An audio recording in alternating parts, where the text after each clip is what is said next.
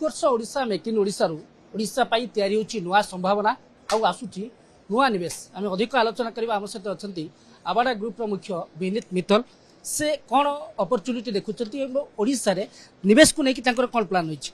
Sir OTV भी स्वागत है, ओडिशा में भी आपको स्वागत है। सर आप रिन्यूएबल एनर्जी पे काम कर रहे हैं, यहाँ की सरकार भी बोल रही है कि ग्रीन हाइड्रोजन कॉरिडोर होगा उड़ीसा में, तो इस सेक्टर में आप कैसे अपॉर्चुनिटी देखते हैं और स्पेशली आबाडा ग्रुप का कोई इन्वेस्टमेंट प्लान है आगे के लिए? अगर आप दुनिया भर में देखेंगे तो जो भारतीय संस्कृति में और आपका कोणार्क मंदिर उसका जीता जागता प्रतिबिंब है कि हमेशा यहाँ पे सूर्य देव की पूजा हुई है। तो हम सूर्य को देवता स्वरूप मानते हैं, वायु देव, जल देवी, तीनों की ऊर्जा को लेके हम round the clock green power बनाएंगे और उस ग्रीन पावर को यूज करके हाइड्रोजन और ग्रीन अमोनिया का प्लांट हम गोपालपुर में लगा रहे हैं। गोपालपुर में हम लोग को टाटा SEZ में जमीन मिल चुकी है और जो उसके लिए ग्रिड में कनेक्टिविटी चाहिए होती है वो भी मिल चुकी है। सेंट्रल गवर्नमेंट ISTS नेटवर्क का बहुत बड़ा सब स्टेशन वहाँ बना रहा है 765 kV का, जिससे हमारे जो पावर की रिक्वायरमेंट है वो मीट हो पाएगी। और वो सबसे बड़ा रोड ब्लॉक होता है किसी इतने बड़े प्रोजेक्ट के लिए, किसी इतनी बड़ी कल्पना के लिए। और साथ साथ OPTCL और उड़ीसा गवर्नमेंट भी हमको बहुत सहयोग कर रही है कि वो जहाँ जहाँ हम फ्लोटिंग सोलर बैठा रहे हैं या सोलर बैठा रहे हैं या विंड प्रोजेक्ट इसको सर्व करने के लिए, उससे पावर इवैक्यूएट करने के लिए एक सब स्टेशन वो टाटा के कंपाउंड में बैठा रही है। तो इन सब से बहुत बड़ा फायदा होगा कि बहुत सारे लोग और आएंगे। हमारे देखा देखी बहुत सी कंपनियां आ चुकी हैं, उन सभी कंपनियों ने निवेश कर रहे हैं और बड़े बड़े प्रोजेक्ट पारादीप, गोपालपुर, इन सब क्षेत्रों में आएंगे। कितने रकम की जो इन्वेस्टमेंट कितने का होगा और कितना एम्प्लॉयमेंट ये से क्रिएट होगा? इस क्षेत्र में करीब हजारों जॉब क्रिएट होने वाले हैं। केवल आबाडा ग्रुप ही नहीं क्रिएट करेगा, हमारे सप्लायर भी करेंगे, हमारे कॉन्ट्रैक्टर करेंगे, हमारे वेंडर्स करेंगे और साथ साथ हमारे कंपटीशन भी करेंगे। हम यहाँ आए थे तब हम प्रथम कंपनी थे, अब तो बहुत सारे लोग आए हैं। और अगर आप देखिएगा तो प्रधानमंत्री जी स्वयं ही बोल रहे हैं कि जो है फ्यूचर इंडिया का जो है लाइफ स्टाइल फॉर एनवायरमेंट का है, जिसके अंदर गाड़ियां अपनी ग्रीन मेथनॉल से चलेंगी और इंडस्ट्री ग्रीन अमोनिया और ग्रीन हाइड्रोजन को यूज करेगी और पूरा का पूरा भारत डिकार्बनाइज होगा। आबाडा के सर इन्वेस्टमेंट कितना होगा उड़ीसा में? अभी हम 20,000 करोड़ का प्रथम प्रोजेक्ट में इन्वेस्टमेंट कर रहे हैं और धीरे धीरे हमारा यहाँ उड़ीसा में इन्वेस्टमेंट बढ़ता ही जाएगा।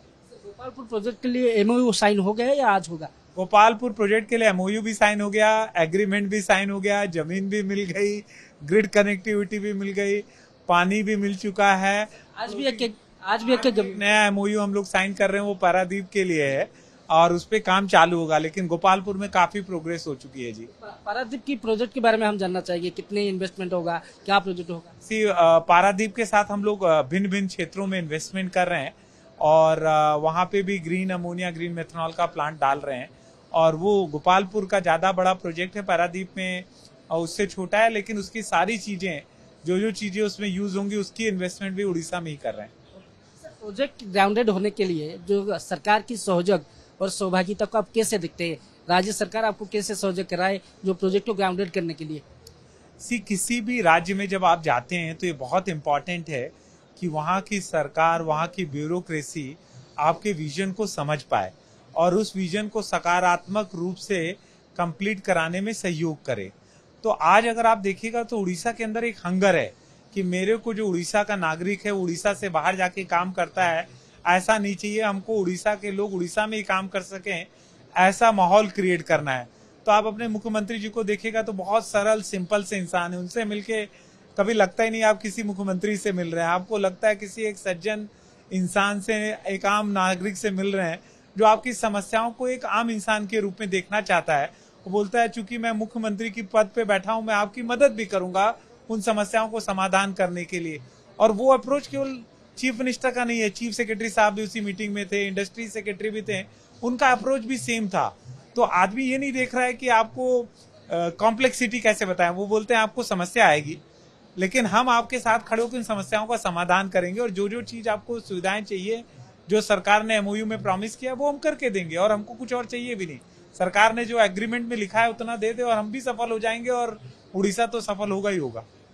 उड़ीसा में इन्वेस्ट के लिए प्रधानमंत्री ने आज विश्वास भी दी, गारंटी भी दी और एक बात कही कि उड़ीसा में ब्लू इकोनॉमी में उड़ीसा बहुत आगे जा सकते हैं। तो इसलिए और जो इन्वेस्टर्स है उड़ीसा के बारे में आप उनको क्या राय देना चाहेंगे, क्या सजेस्ट करना चाहेंगे उड़ीसा में इन्वेस्ट के लिए? मेरे को क्या लगता है कि उड़ीसा भारत का सबसे हंग्री स्टेट है। यहाँ पे जो कल्पना है ब्यूरोक्रेसी की कि मेरे को उड़ीसा को उत्कर्ष उड़ीसा बनाना है, और ये तमन्ना और पैशन एक्चुअली आपको विजिबल है।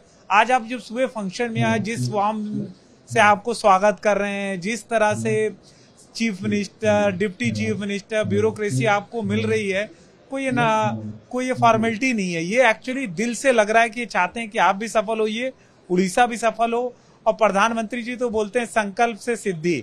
अगर आपने जो संकल्प ले लिया तो सिद्ध आप हो ही जाएंगे। और यहाँ तो डबल इंजन सरकार है कि सेंट्रल गवर्नमेंट भी मदद कर रहा है, हमारी सीएम साहब भी कर रहे हैं, ब्यूरोक्रेसी भी कर रहे हैं।